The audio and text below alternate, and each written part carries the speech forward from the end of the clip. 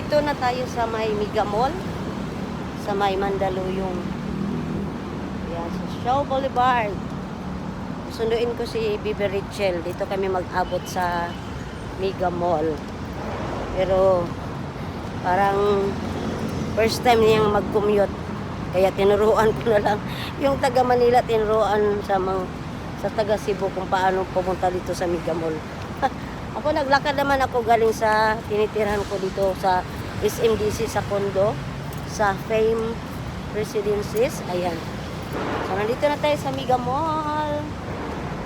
Mega Mall is real. Hey guys.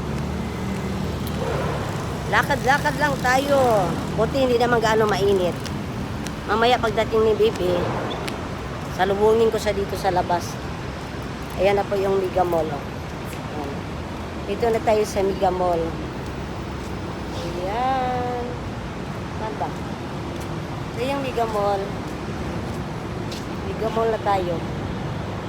Okay, papasok na tayo guys. Thank you for watching.